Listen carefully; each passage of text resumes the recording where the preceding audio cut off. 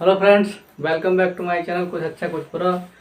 और मैं मनोज हाजिर हूँ आपकी सेवा में आज का टॉपिक लेके।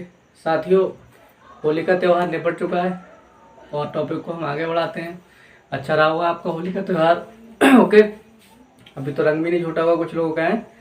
तो आज का जो हम टॉपिक लेके आए हैं आपके बीच में वो है, क्योंकि हमारा उससे पहले चल रहा था हाइगेंस का तरंग का सिद्धांत। तरंग के सिद्धांत पे बात चल रही थी, तरंगों पे बात चल रही थी।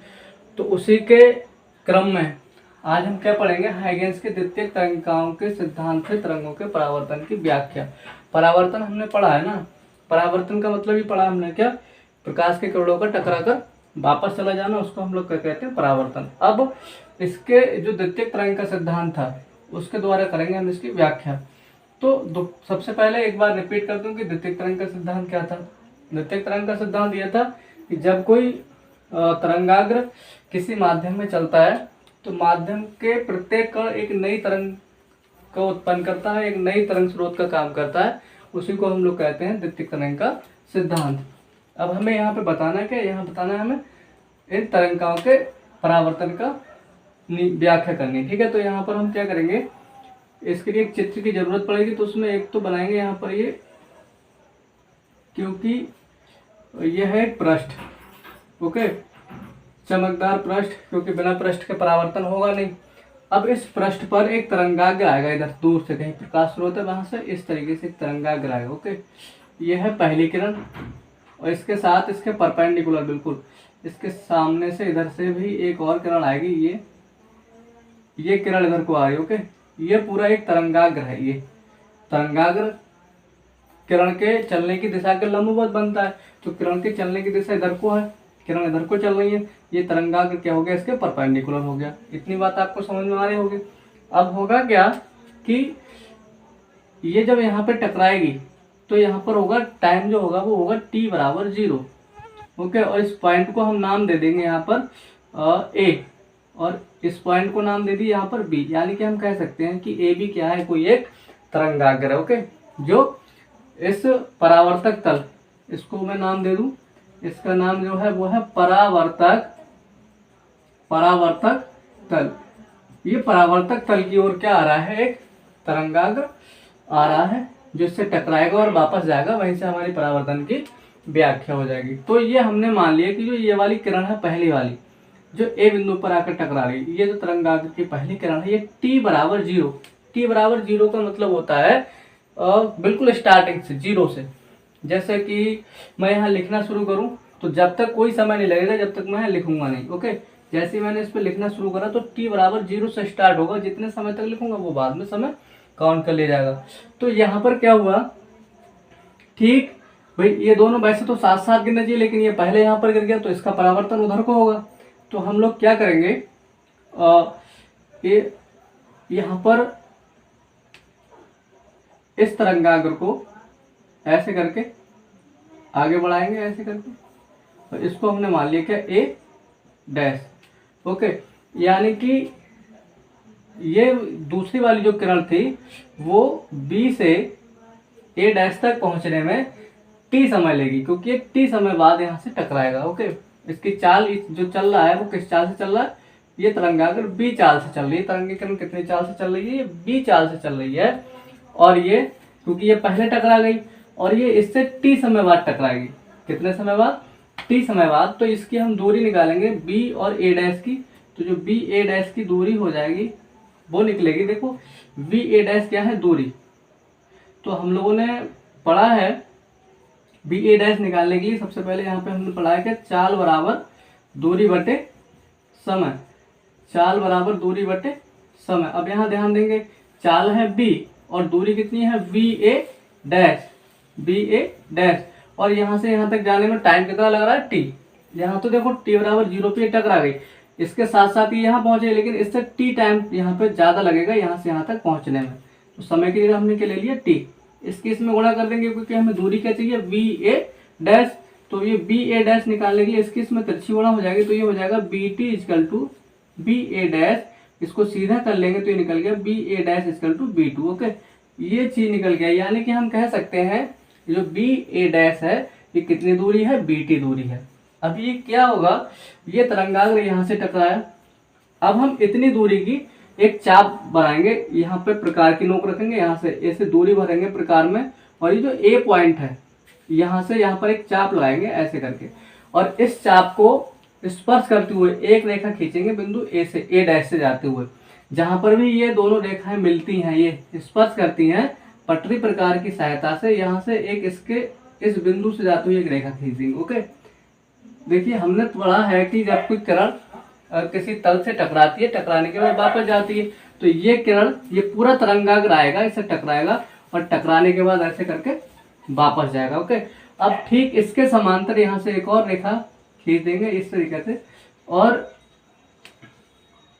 ये जो पॉइंट है इसको हमने कह दिया V डैश।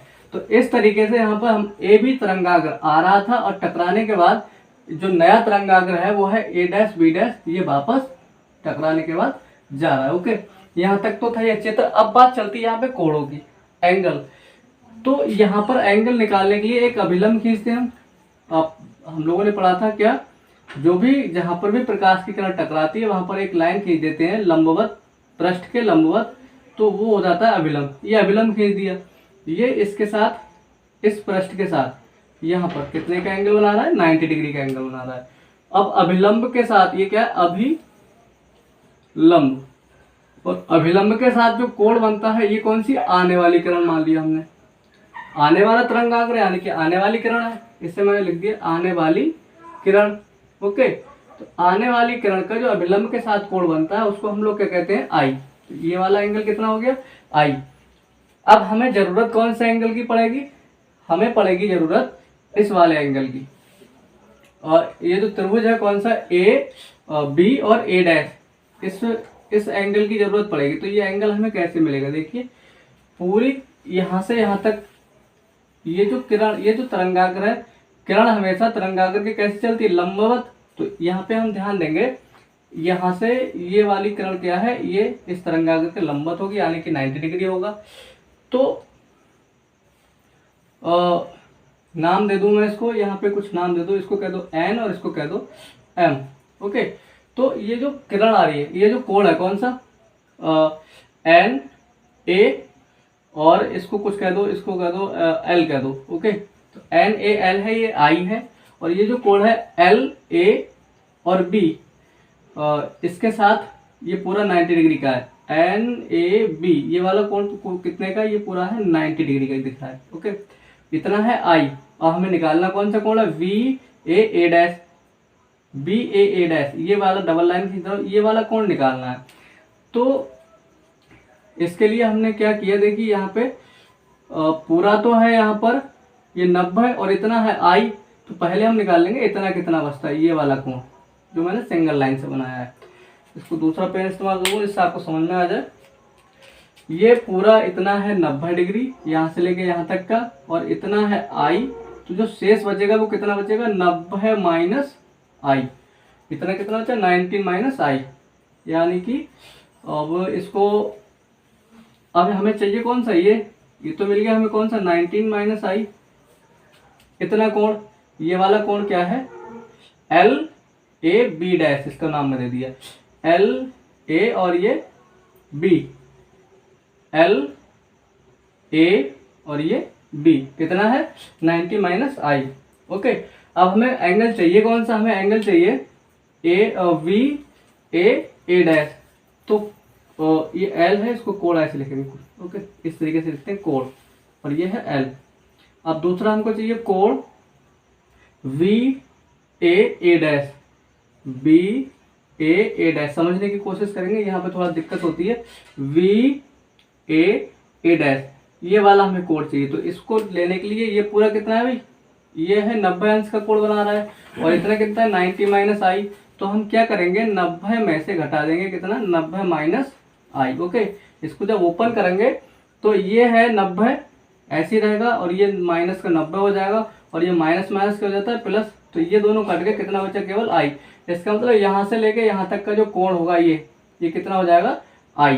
ठीक इसी तरह से हम यहाँ पे देख लेंगे दूसरी तरफ, तो उसमें ज़्यादा दिक्कत हो रही है बनाने में, तो इसलिए मैं सीधे सीधे बता दे रहा हूँ। क्योंकि ये जाने वाला कोण होता है आर, तो जिस तरह से हमने ये वाला कोण आई निकाला था, ठीक उसी तरह से ये वाला कोण भी क्या निकल के आ जाएगा यहाँ पर, आर निकल के आ जाएगा। अब ये तो था चित्र। ओके, अगर आपने चित्र बना लिया तो समझो आधा डेरिवेशन आपने हल कर लिया। अब बात चलेगी किसकी, और इसके बारे में थोड़ा सा हमको लिखना है। तो लिखेंगे कैसे? लिखने के लिए हमने यहाँ पे क्या किया, इससे जो पृष्ठ था, ये तल था, इसको नाम दे दिया जेड और जेड डैश। तो यहाँ पर हम लिखेंगे कैसे, बिल्कुल इसको देखकर चित्र को।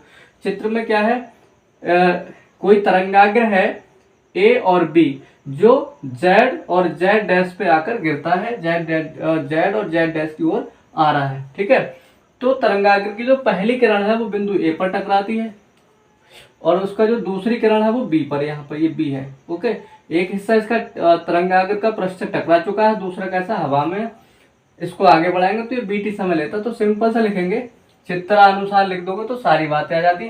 चित्रानुसार जेड जेड डैश कोई एक परावर्तक तल है जिस पर आकर एक ए बी तरंगाग्र टकरा रहा है, और टकराने के पश्चात हाइगेंस के द्वितीयक तरंग के सिद्धांत के अनुसार ये ए डैश बी डैश के रूप में वापस चला जाता है।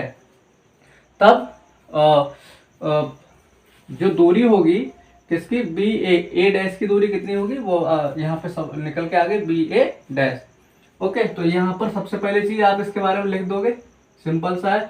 माना कोई एक ऐसा जेड जेड डैश इस तरीके से। अब बात करते हैं यहाँ पर दूरी कितनी चलेगी, ए बी बराबर हम निकाल चुके हैं, वी ए डैश बराबर कितना है, बी टी।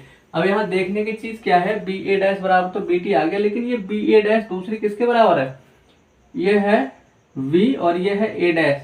ओके, ये वाली लाइन बराबर किसके है, ए और बी डैश के, क्योंकि हमने वहीं से चाप लगाई है। तो ये कितना हो जाएगा, A B dash, A B dash. देखने की कोशिश करेंगे, हमने यहां से कौन सी दूरी भरी थी, यहां से सॉरी बी से लेकर ए डैश की दूरी भरी थी, और ए पर रखकर चाप लगाई थी। तो इस दूरी के बराबर ए डैश और बी, यानी कि बी ए डैश के बराबर ही क्या होगी, ए बी डैश। ध्यान देना, गड़बड़ मत करना। वी ए डैश के बराबर दूरी होगी ए और बी डैश। यहाँ देखेंगे बी ए डैश, ये है बी ए डैश, इसका जो मान निकल के आया वो है बी टी, और ये दूरी किसके बराबर होगी, ए बी डैश के बराबर होगी, ए बी डैश। इसको कह दिया समीकरण नंबर 1। ओके, अब हम चलेंगे कुछ इसमें त्रिभुज है, उनमें थोड़ा सा चित्र कहेंगे, थोड़ा सा आपको कम समझ में आने का होगा, क्योंकि इसमें थोड़ा सा गंदा गंदा सा हो गया है, फिर भी कोशिश करूंगा। समकोण, इसमें 2 त्रिभुज बन रहे हैं। समकोण त्रिभुज कौन कौन से देखेंगे ध्यान से, यहाँ पे मैं बता रहा हूँ, थोड़ा ध्यान देंगे आप। पहला तो त्रिभुज है ये ए, इस तरीके से गया बी, और ये है ए डैश, ए बी और ये ए डैश, इसका नाम लिख लिया ए बी और ये ए डैश। तथा दूसरा कौन सा है, दूसरा है, यहाँ से ध्यान देंगे फिर से, ए ये गया, इसके बाद बी डैश और ये A dash, A B dash A dash. ये एक दूसरा कितने का कोण है, सॉरी समकोण त्रिभुज है। तो समकोण त्रिभुज है, एक समकोण त्रिभुज ए बी और ए डैश, दूसरा ए बी डैश और ए डैश, ए बी डैश और ए डैश में देखिए इन दोनों में हम निकालेंगे साइन आई और साइन आर। तो साइन आई हम लोगों ने पढ़ा है कि साइन थीटा कॉस थीटा, तो साइन थीटा बराबर होता है लंब अनुपात, पढ़े तो ध्यान करेंगे, आपने ये 8वीं क्लास में पढ़े होंगे, 9th में पढ़े होंगे, लंब बटे कर्ण किसके बराबर होता है, ये लंब बटे कर्ण किसके, साइन आई। अब इसमें देखेंगे ये वाला त्रिभुज कौन सा है, ए बी ए डैश। इस समकोण त्रिभुज में ये वाला कोण जो है, ये जो लाइन है मैं इसको एकदम रेगुलर लाइन करा दूं डॉट डॉट की जगह। तो ये वाला जो कोण है, इसके सारे ये चीजें मिटा दे रहा हूँ जिससे आपको समझ में आ जाए। ये इस वाले त्रिभुज का ये वाला कोण है आई। ओके, अब जब आई है तो इस कोण की जो सामने वाली भुजा होती है वो क्या होती है, लंब।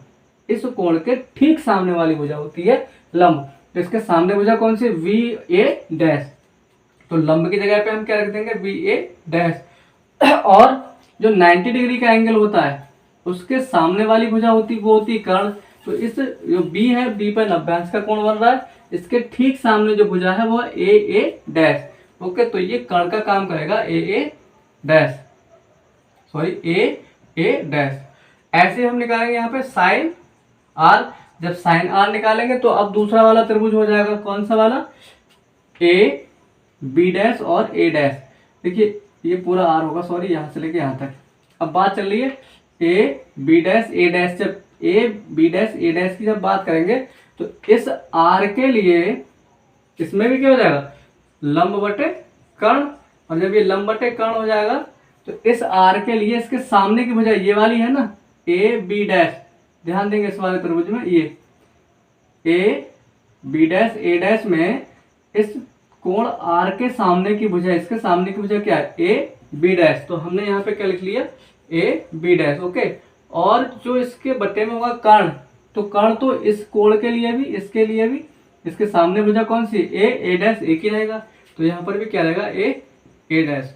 अब हमने पढ़ा था कौन सा, स्नेल का नियम, स्नेल का नियम कह दो या कह दो अपवर्तन का नियम, नियम, ओके। वो क्या बताता है, वो बताता है कि साइन आई बटे साइन आर, ऐसा कुछ पढ़ा था। यहाँ पर हम मान लगाएंगे किसके, साइन आई के और साइन आर के।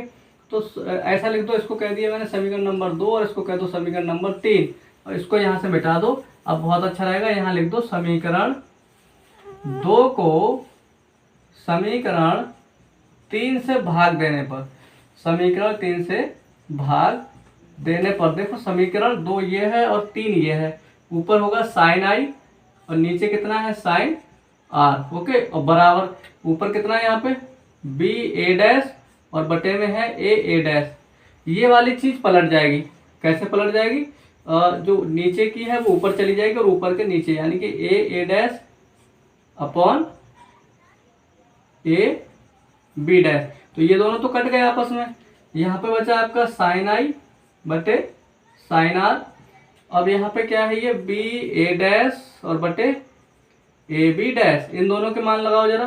तो देखिए बी ए डैश का मान कितना है, बी ए डैश, ऊपर समीकरण नंबर 1 से बी टी, ओके। और नीचे क्या है, ए बी डैश, और ये है ए बी डैश के बराबर भी, तो इसकी जगह पर भी हम क्या लिख सकते हैं, बी टी, ये दोनों से कट गया। तो यहाँ पर जो हमें चीज प्राप्त हुई, इसको मैं मिटा दूं थोड़ा सा इसको, तो ये मिला हमें साइन आई बटे साइन आर इक्वल टू, सब कुछ कट के यहाँ क्या बचेगा, 1 बचेगा, ओके। क्योंकि इसकी जगह पर रखा बीटी और इसकी जगह पर रखा बीटी, तो दोनों से कट गया, क्या बचा, केवल 1। इसके गुणा कर देंगे हम इसमें, तिरछी गुणा, तो ये हो जाएगा साइन आई और यहाँ पे कितना हो जाएगा, साइन आर, क्योंकि इसकी गुणा इसमें हो गई, ओके, तिरछी गुणा हो गई। इसके बटे में करो तो साइन आई की 1 से होगी साइन आई और साइन आर की 1 से होगी तो साइन आर। अगर साइन से साइन हटा दें तो कितना आ गया, आई इक्वल टू आर, यानी कि आई यहाँ पे क्या है, आई है आपतन कोण और आर क्या है, परावर्तन कोण। और ये बात, ये किसका नियम है, परावर्तन का सिद्धांत है, परावर्तन का नियम। और सिद्ध कहाँ से होके आया है, सिद्ध होके आया है हैगेन्स के द्वितीयक तरंग का सिद्धांत है। तो परावर्तन का नियम ये कहता है कि आने वाली किरण द्वारा अभिलंब से बना कोण और जाने वाली किरण द्वारा अभिलंब से बना कोण, यानी कि आपतन कोण और परावर्तन कोण दोनों कैसे होते हैं, बराबर होते हैं। यह हम पहले परावर्तन के नियम में पढ़ चुके हैं और दोबारा हमने किससे सिद्ध कर दिया इसको, हैगेन्स के द्वितीयक तरंग का सिद्धांत के अनुसार। तो ये हो जाता है पूरा। और मैं आपको बता दूं, बहुत ही इम्पोर्टेंट टॉपिक है ये, और हो सकता है इस बार पूछा जाए, काफी पूछा जाता है, क्योंकि परावर्तन का और अपवर्तन के 2 नियम है। ये हमारा परावर्तन का हो गया और इसके बाद में जो आएगा वो होगा अपवर्तन का। तो आपसे एक बात कहना चाहूंगा कि भाई ये थोड़ा सा कठिन चित्र है, और इसको ध्यान से देखें, ध्यान से पढ़ें, और ना समझ में आया तो कमेंट बॉक्स में कमेंट करके कृपया पूछ लें। बाकी आज के लिए इतना ही, ओके, बाय फ्रेंड्स।